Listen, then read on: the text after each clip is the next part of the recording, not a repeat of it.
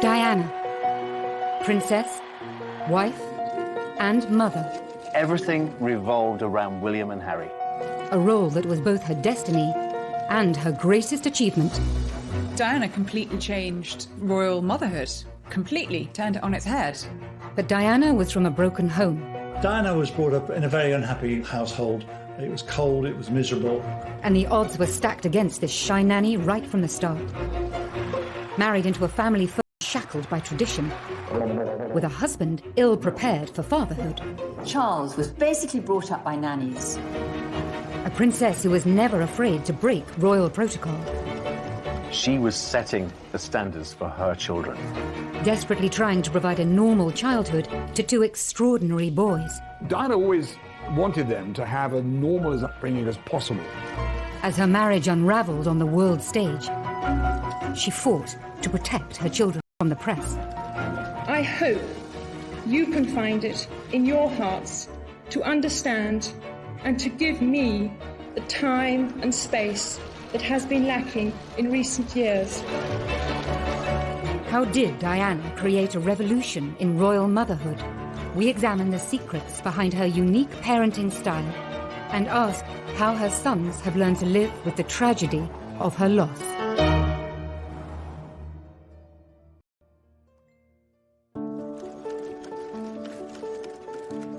She adored her boys.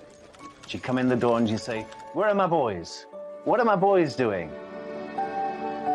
Princes William and Harry were the centre of their mother's world. Her approach to motherhood was completely different to anything we'd ever seen before. She put motherhood first and foremost. Motherhood for Diana was her principal purpose on earth. I mean, she considered raising William and Harry as her number one task. Being the Princess of Wales was a secondary option. Today, her boys have followed in their mother's footsteps, becoming devoted, hands-on parents. Diana was an Earth mother, really. And from the start, she was determined to keep them as close as she possibly could to her. And she wanted to show that they were loved. I mean, she said, "I'm going to shower them with love and cuddles and hugs," because I didn't get that when I was a child. But the devotion that Diana displayed to William and Harry was in stark contrast to her own childhood. Diana felt, age 6, that she was unloved and unwanted. And those are feelings that she took into her adult life, and feelings that I think never left her. Diana was from a very aristocratic family, the Spencers, but her parents hearing her mother crunching across the gravel outside their home, getting into her car and driving out of her life. She was profoundly affected by that memory. She wanted to ensure that she and Charles gave William and Harry the kind of upbringing that she felt she was deprived of by not having a mother around for such a large chunk of her life. She herself had not felt loved in the very peculiar circumstances in which she was brought up, with Rain Spencer, the new wife of Earl Spencer, whom she described as acid rain, and a whole lot of nannies who were very unsympathetic. Diana's late teenage years followed the path of many girls of her social status and background. Diana was a quintessential Sloane Ranger, the kind of girls who wore flat shoes and long skirts. They came from a certain class and had a certain style, and she was a perfect example of that. It was no surprise that one of Diana's first jobs was working as a nanny for an American family in London. I think girls like Diana are programmed to become mothers. She went to a boarding school that was not particularly academic. Girls were not expected to have great careers. I don't think she was at the forefront of the feminist movement. By 1980, she had her first full-time job as a nursery teacher's assistant in Pimlico. I wanted to teach children, and they said, "Why not come along?" So I first started off doing afternoons, and then I took over the mornings and did whole days. Can I ask you if it was your own child in particular? Oh, yes. Did that prompt you into wanting to do it? I just love children. She was always happy and outgoing, showed a great sense of humour, and was very relaxed with the children. From the minute she walked in, you could tell that she had a really genuine love for young children, particularly the very small ones. And anyone who arrives with the baby, you could guarantee that she would be there to feel the baby. Then, that summer, she attended a polo match and caught the eye of a future king of England.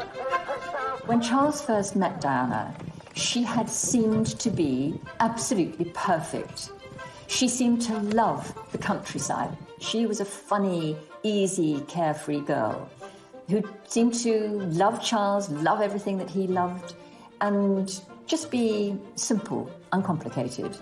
Their romance blossomed over sailing weekends at Cowes and a visit to Balmoral. Prince Charles had to find someone who was eligible, a virgin, of aristocratic background, that would provide him with bloodstock. On the 24th of February, 1981, the couple announced their engagement to the world's press. Yesterday you were a nanny looking after children. Will in all likelihood be Queen. It's a tremendous change for someone, if I may say, of 19 to make all of a sudden, the transition. It is, but I've had a small run out to it all in the last 6 months. And next to Prince Charles, I can't go wrong. He's there with me. You miss looking after the children? Yes. Well, I certainly miss you, I do. Hope so. And I'm amazed that she's been brave enough to take me on. And I suppose in love. Of course. Whatever in love means. On the 29th of July, 1981, Charles and Diana married. The most iconic wedding of the 20th century. Prince Charles and his bride, the new Princess of Wales, acknowledged the roars of delight from the huge crowds from the balcony of Buckingham Palace. When I asked Diana about the wedding, she told me that she felt that she was a sacrificial virgin lamb, sacrificed on the altar of monarchy. Her prince in shining armour did arrive and carry her off, but not to a fairy tale. Really, she became a broodmare. Just over 3 months later, Diana was officially pregnant. The princess was for once rather coy with the photographers. Your Royal Highnesses are to be blessed with a child. As soon as Diana became pregnant, she really did come into her own because she always wanted to be a mother. And as soon as her baby arrived, that was it. She was setting the standards for her children. The arrival of Diana's first child would breach royal protocol for direct heirs to the throne.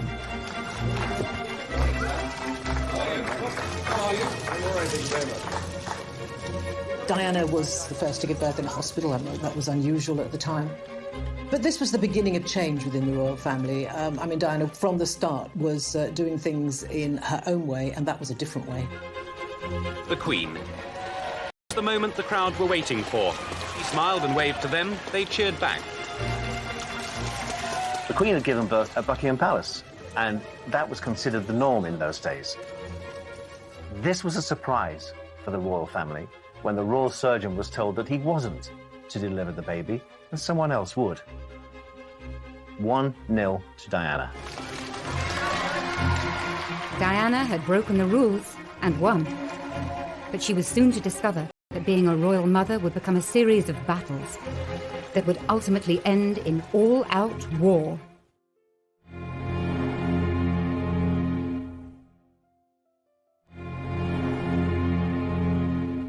On the night of the 21st of June, 1982, Buckingham Palace announced that Princess Diana had given birth to a boy. News teams sent to Prince Charles's country estate were ordered to capture ecstatic local celebrations.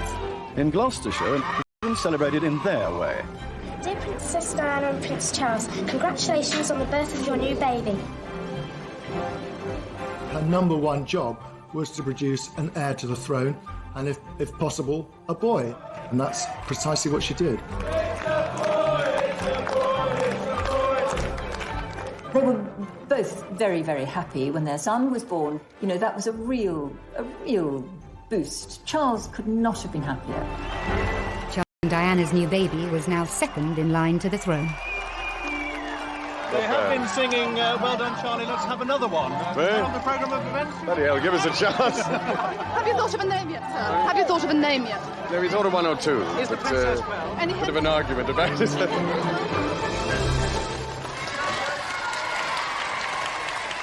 Charles's choice for names for William were Arthur or Albert or something quite old-fashioned. without Diana, I don't think we would have William. Diana may have won the battle to choose William's name, but 6 weeks later, at his christening, she was to feel powerless. Royal christenings are formal occasions. This is a moment of history that's going to be replayed for decades, and so it's important to get things right. William was baptised in the music room at Buckingham Palace. But Diana wasn't consulted about what time would work best for her baby, and the morning didn't go well. It was feeding time for William, and it wasn't a great time for having their photographs taken, where she had to control a young baby who was getting restless. He was grisly, he was crying, and she was, I think, mortified by this.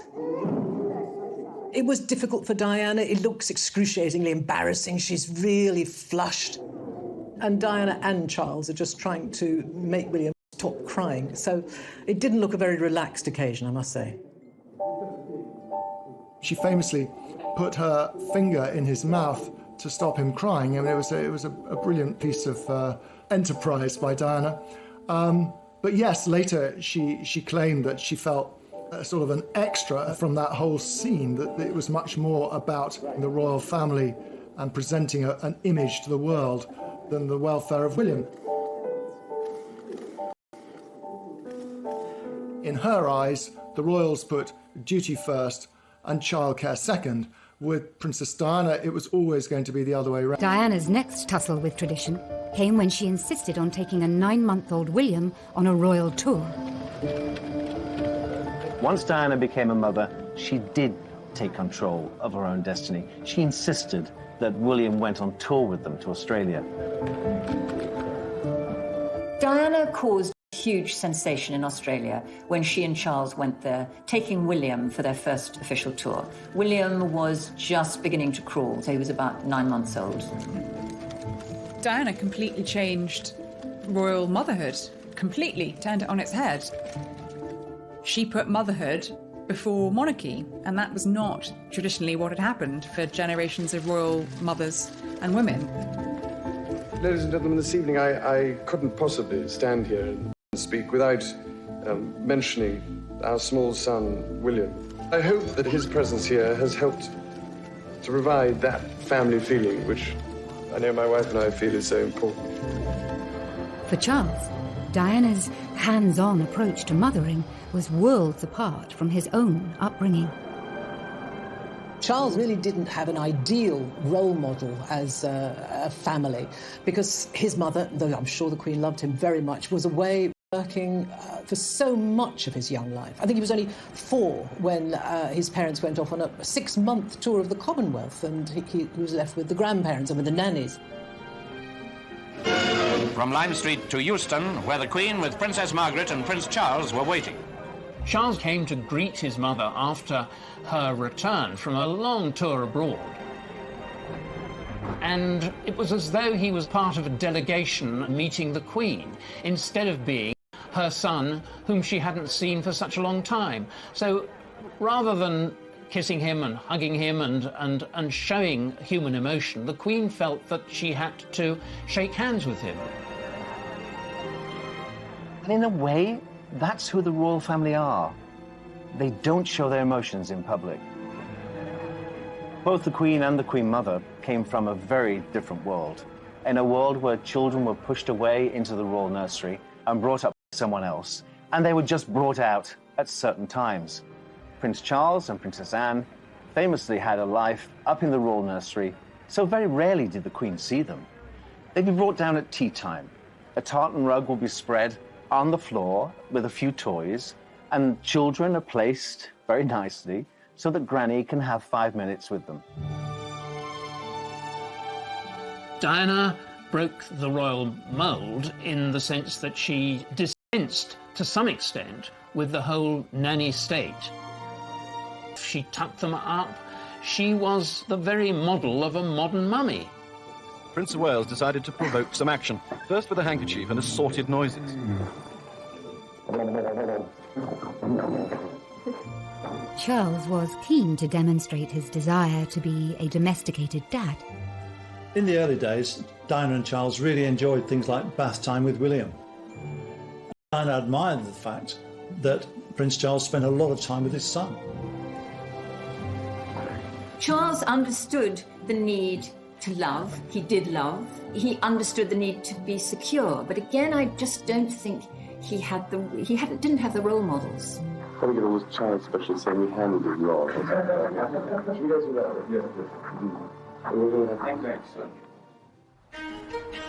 Less than 2 years later, the couple were delighted to announce there would be another addition to their happy young royal family.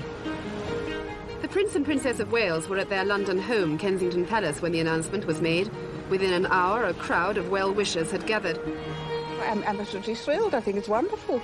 She ought to have 6 or 8. You think so? Yes. Well, she said she wanted a large family. She's a good mother, and they can afford it. And lovely, what could be nicer? She's done everything right, 100% perfect. We're very thrilled about it. Prince of Wales needed to find a bride who could provide him with children, and it was Diana, and that's precisely what she did.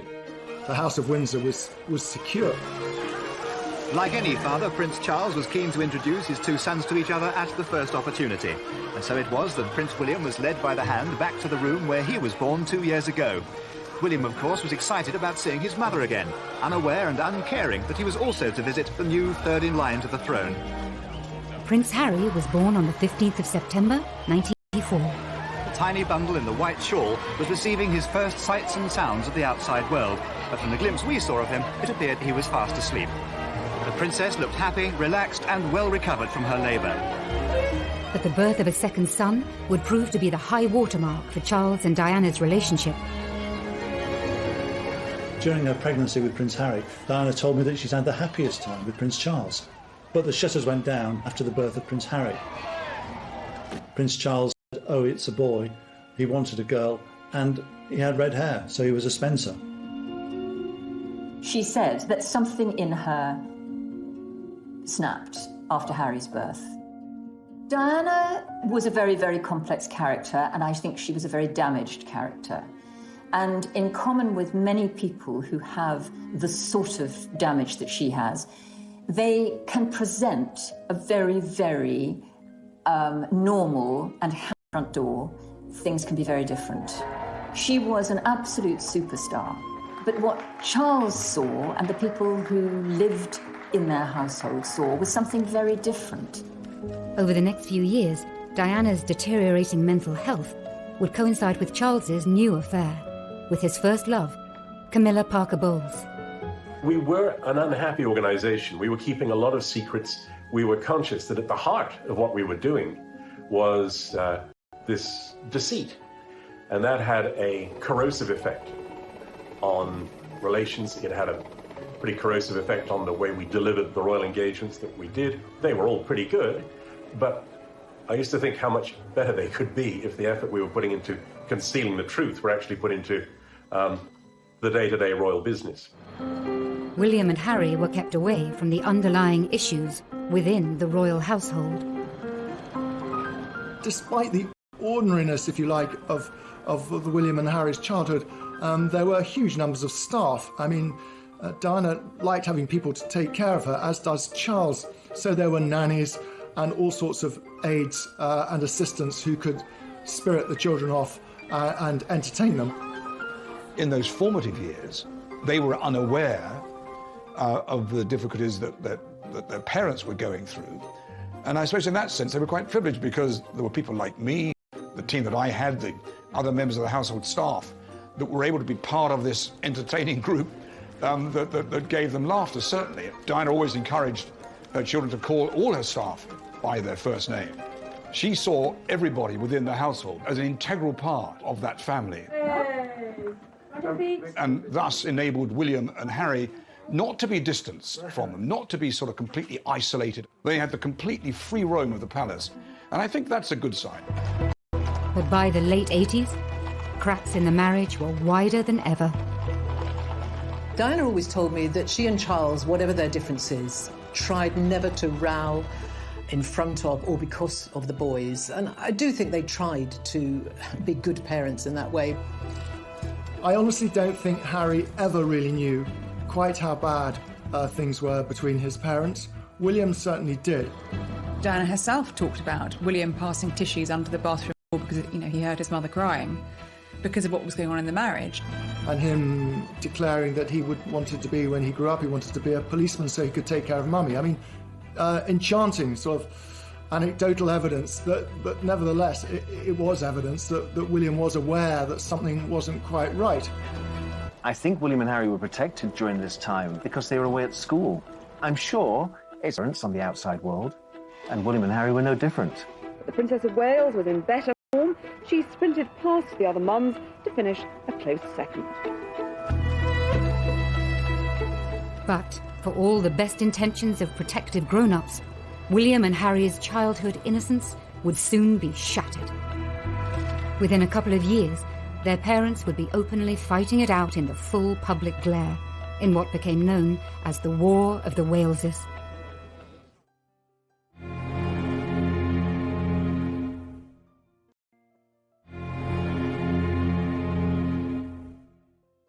Ladies and gentlemen, His Excellency the President,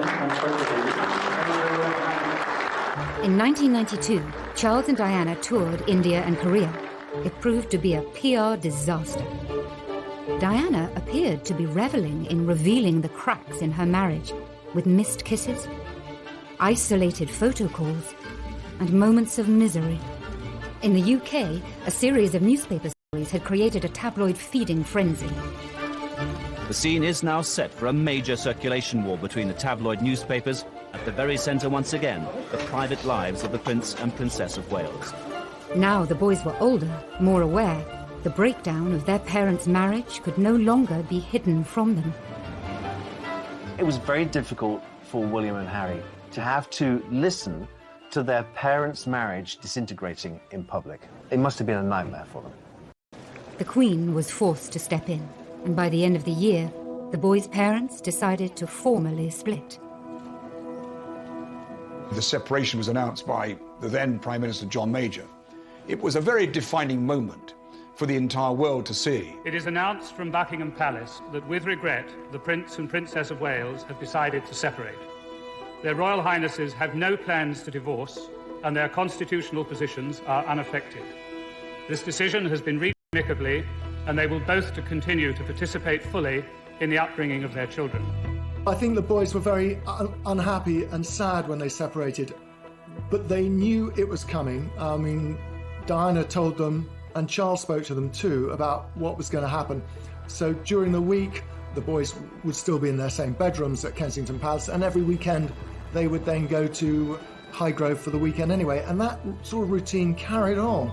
And at one stage, one of the boys said to Diana, actually they were now getting double everything because they got 2 holidays, 2 skiing holidays, 2 summer holidays. And of course they were sad, but William certainly realised that his parents just no longer could live under the same roof.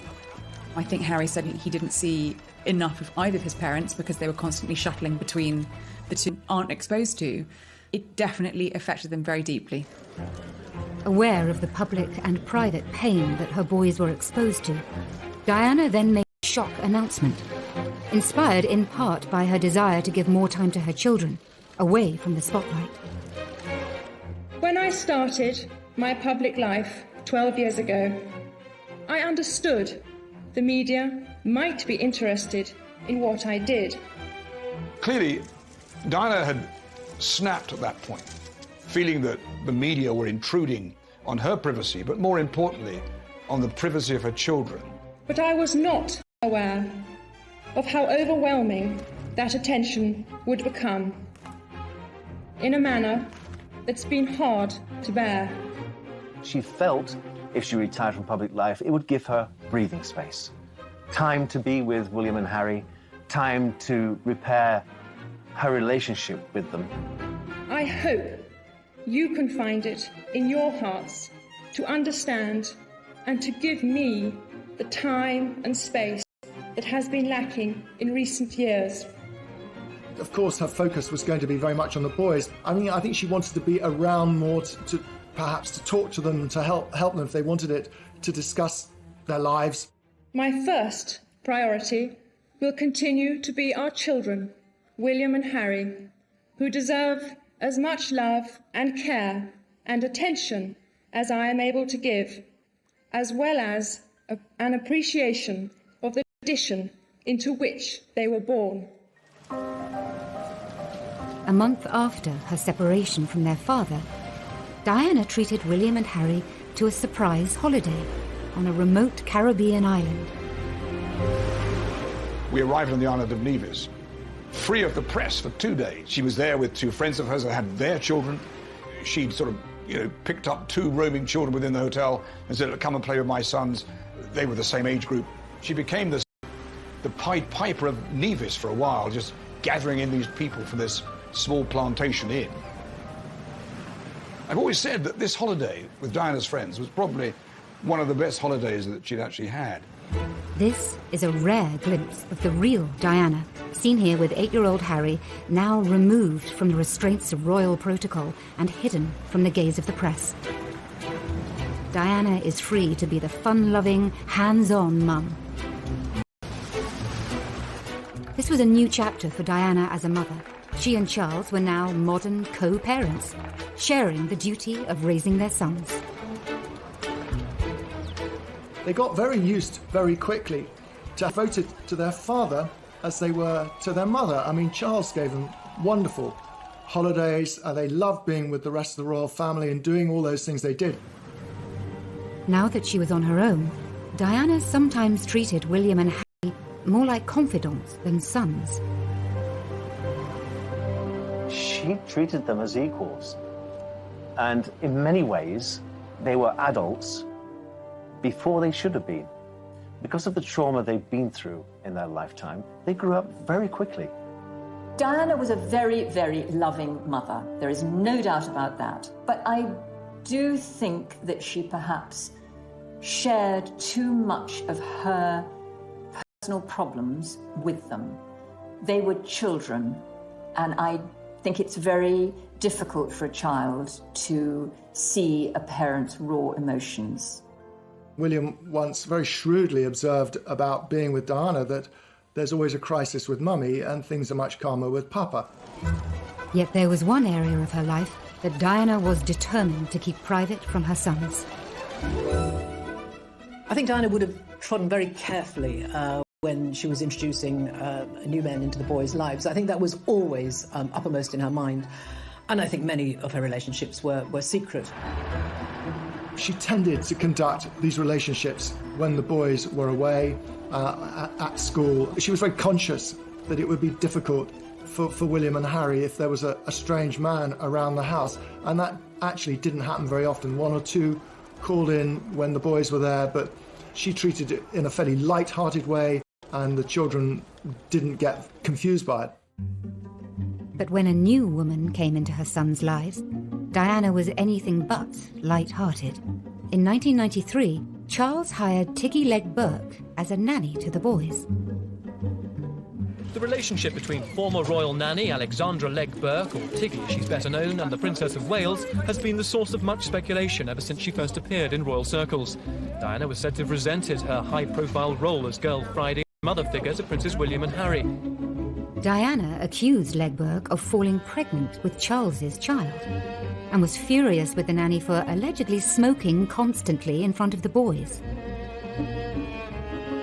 Diana let it be known in no uncertain terms that she was extremely jealous, and she became vindictive about Tiggy Legg Burke, who became a central figure in the boys' lives after the separation.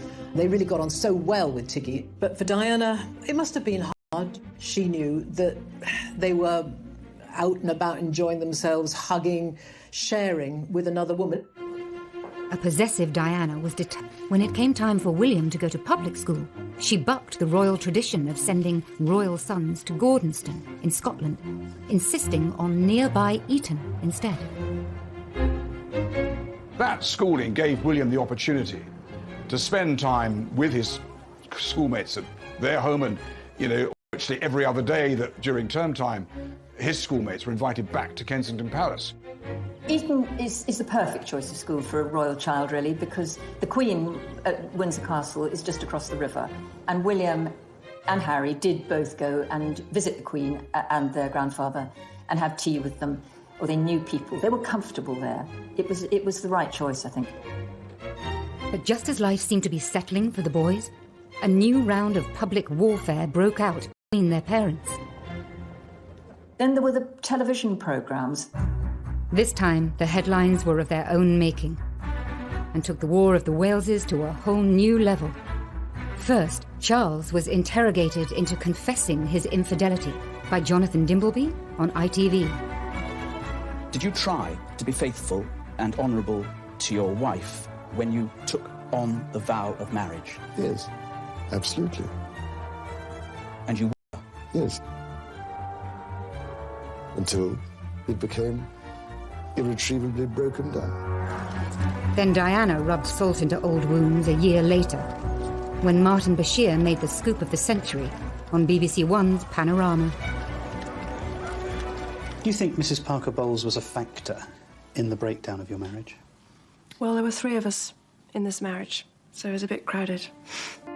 It's hard to imagine what it must have been like to walk down the streets of Eton or Windsor and see the newspaper headlines about Diana, about Charles, because unfortunately Charles and Diana did wage their war, but it wasn't possible, and it was very hurtful for them. All of that, they would have been teased about it. The embarrassment for them, I think just, it's beyond belief. Her primary concern throughout all the War of the Waleses was for her children and what they would think. She said, I worry how other boys will treat them. Because sometimes children can be cruel. Even aristocratic children going to boarding school can be quite barbed. Charles and Diana finally divorced on the 28th of August, 1996. Life for all the Waleses had at last reached a new normal, and Diana was free to become the woman and the mother that she could never be before. I think she began to put her life together again. She became much more confident. Her self-esteem went up. She then felt, OK, I'm my own woman. I'm going to get on with it. I'm going to do things my way. And if I'm not representing the royal family, I'm going to represent the very best of me. And I know what I'm good at. I'm good at giving tender, loving care. But just 1 year later, almost to the day of the divorce papers coming through, William and Harry's lives would once more be thrown into turmoil and total tragedy.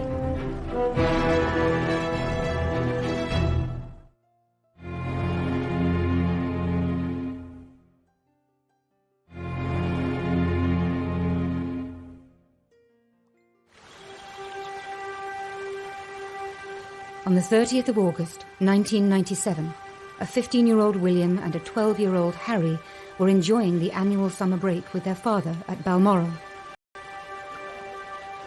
That night, the last images of their mother were captured by grainy CCTV cameras at the Ritz Hotel in Paris.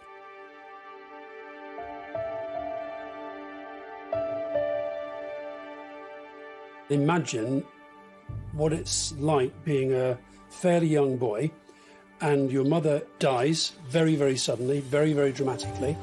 You are in one part of the world, up in Scotland. I think both of them felt it was really strange that literally millions and millions and millions of people around the world were commentating and expressing their view on what they should be feeling and how they should be reacting to that. I don't think this public spectacle of 2 hugely damaged, hurting young boys walking behind their mother's coffin, I don't think it helped anyone. I cannot think that she wanted her boys to go through. From boys, one inspired by duty, who knew it was his duty to walk behind his mother's coffin, and the other, not. Harry never wanted to walk behind his mother's coffin.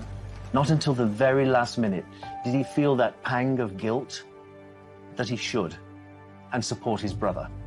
And that's why he was there, to walk with his brother. I've heard them both at different points talk about how strange they found it, that they were surrounded by all these people, and these people were sort of behaving as though she was part of them, but actually she wasn't. William and Harry were being expected to behave in a certain way, and indeed behaving in that way. The boys had lost their mother, but their mother's love for them and their ability to show love lives on. First day I met him, he just came running up and chucked a ball at me. He was third youngest or something, and no father, no mother. Really sweet. Diana's legacy is in every single bit of everything that William and Harry do. I don't think you can underestimate that. Every time I've spoken to Harry, he thinks about what his mother would have thought of what he was doing. And he's spoken about wanting to, make her proud and hoping that she would feel proud with a lot of the work he's done. I think it's fairly obvious to everybody across the world the key issues are. They're certainly not political issues, they're humanitarian issues, and they're ones that need to be talked about, because if we talk about it, then we'll hopefully be able to fix it before it becomes a complete disaster. And the same with William. I think people talk about, gosh, aren't they just their mother's boys? But they are, consciously. The more we talk about mental health, the more normal the topic becomes, and the more we feel able to open up and seek support. Parenting, it comes in all sorts of shapes and sizes, and children survive all sorts of experiences as long as they have love. As long as a child feels secure and loved in its first 18 months of life, then it can withstand just about anything. And if ever there was proof of that, then I think it would be William and Harry. They've been through some terrible things, but they have survived, and I think they had, indisputably, an absolute bedrock of love and security when they were small. They're not completely stiffly formal. They're sort of natural and easy. Diana opened their minds and their eyes in so many ways. It's given them a very inquiring nature, and it's made them very relatable. People really enjoy meeting them and admire them hugely, largely because of what Diana provided for them. And when he walked through the minefields, I was so proud of him. That little boy paying homage to the path which she trod, will he carry on his mother's work in a more subtle way? He's approaching homeless, HIV and AIDS at the boardroom level. I feel very closely linked to Centrepoint. It is a charity with which both my mother and father became passionately involved. Indeed, it was while my mother was patron that Harry and I had our first contact with Centrepoint. Prince William is far more Hanoverian than Prince Harry.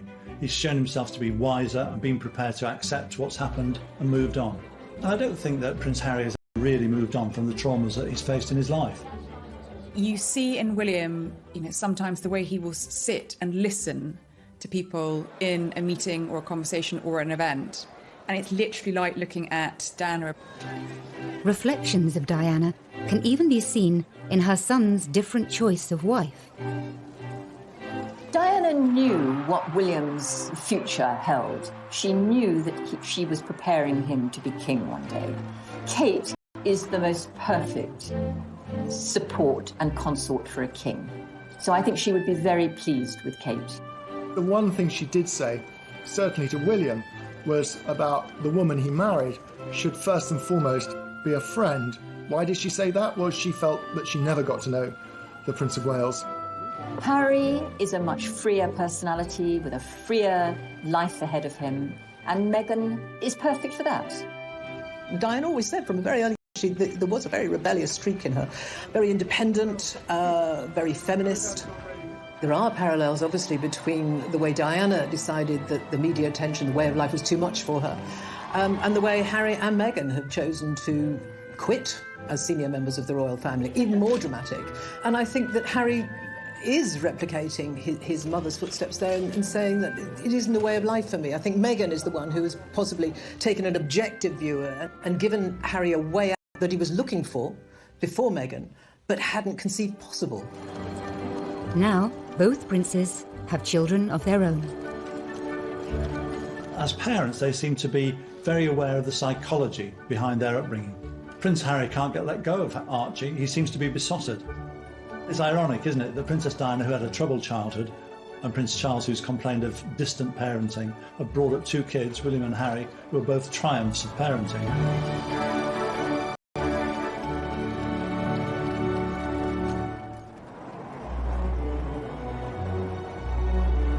As a mother, Diana was loving, fun, and completely devoted, changing the royal family in ways that we are only now beginning to understand. Royal motherhood. She put motherhood before monarchy. all future royal mothers have Diana to thank for that.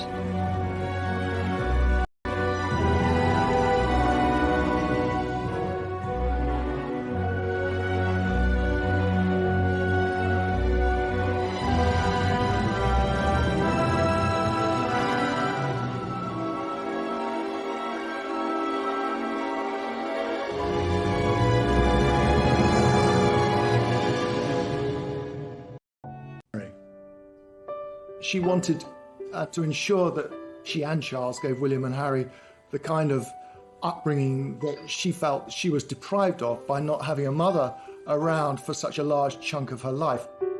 She herself had not felt loved in the very peculiar circumstances in which she was brought up, with Rain Spencer, the new wife of Earl Spencer, whom she described as acid rain, and a whole lot of nannies who were very unsympathetic. Diana's late teenage years followed the path of many girls of her social status and background. Diana was a quintessential Sloane Ranger, the kind of girls who wore flat shoes and long skirts. They came from a certain class and had a certain style, and she was a perfect example of that. It was no surprise that one of Diana's first jobs was working as a nanny for an American family in London. I think girls like Diana are programmed to become mothers.